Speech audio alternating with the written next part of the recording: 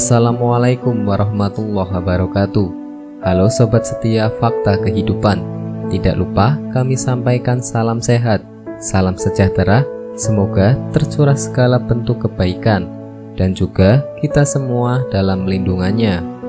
Seperti biasa, kita akan berbagi kisah dari yang unik, menarik sampai bikin nangis. Mari kita simak kisahnya.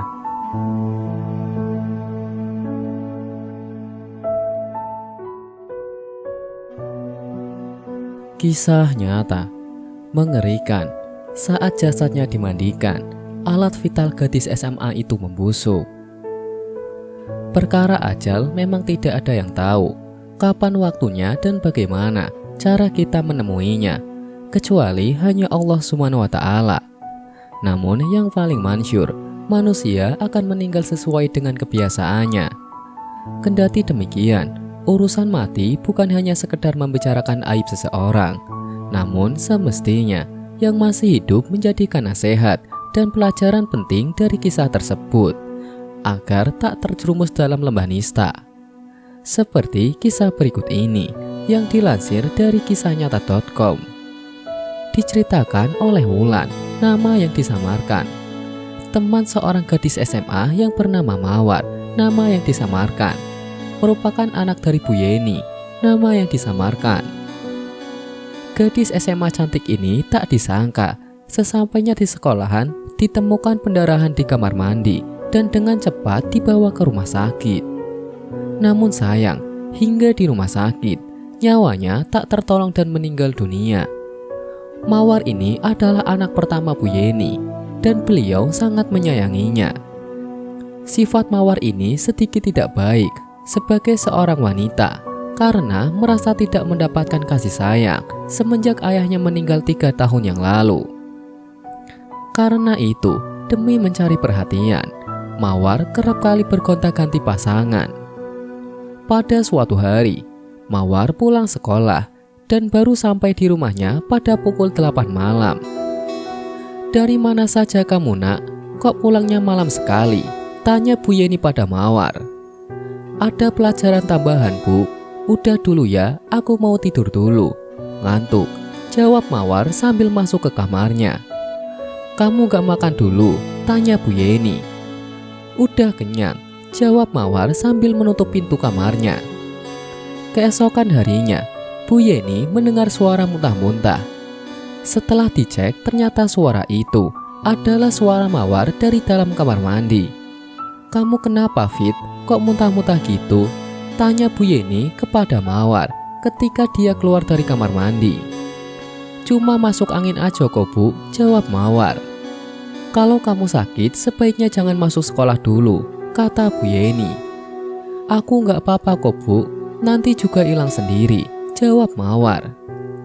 Akhirnya Mawar pun berangkat sekolah, walaupun ibunya sangat cemas melihat kondisi anaknya itu.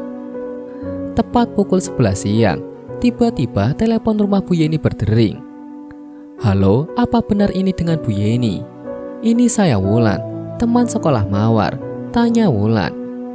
"Iya benar, Nak. Memang ada apa, Nak?" jawab ibunya. "Begini, Bu, Mawar mengalami pendarahan dan sekarang sedang di UGD," jawab Wulan. "Astagfirullah, kok bisa pendarahan? Memangnya ada apa dengan Mawar?" tanya Bu Yeni. "Mawar melakukan aborsi, Bu. Dia hamil 2 minggu," jawab Wulan. "Ya Allah, Mawar hamil. Siapa yang menghamilinya?" tanya Bu Yeni. "Nanti aku ceritain. Sebaiknya ibu segera ke sini," jawab Wulan. Kemudian beliau berangkat menuju rumah sakit tempat Mawar dirawat. Sesampainya di sana, Bu Yeni langsung menuju UGD dan di sana beliau bertemu dengan Wulan. "Gimana ceritanya Mawar bisa hamil?" tanya Bu Yeni. "Begini, Bu, Mawar itu mempunyai cowok yang bernama Sandy, dan mereka berdua telah sering berhubungan suami istri selama mereka pacaran.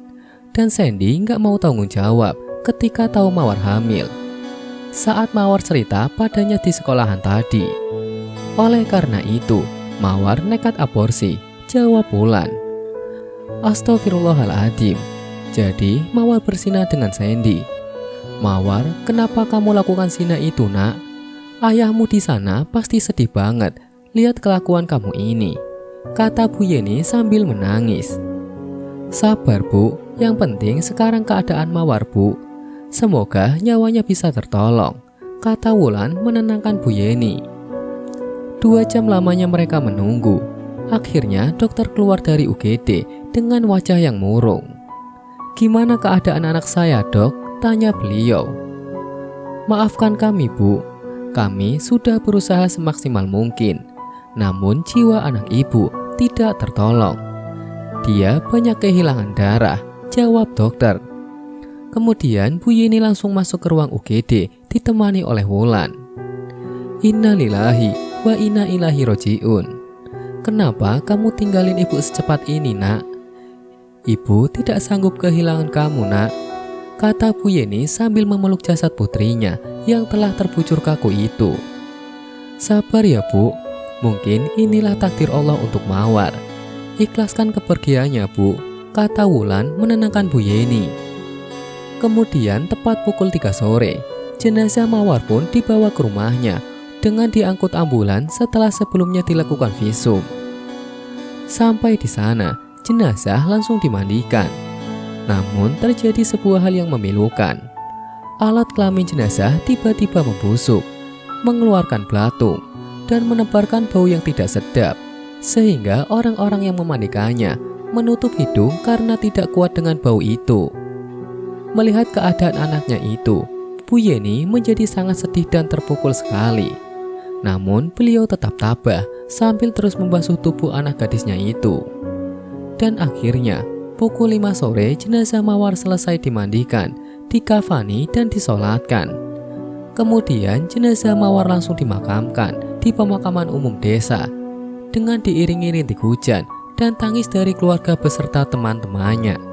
Seorang gadis yang telah menjadi teman kecilku dulu telah berpulang untuk selama-lamanya. Semoga kisah di atas bisa menjadi pelajaran untuk kita semua. Sekian. Wallahu a'lam bishawab.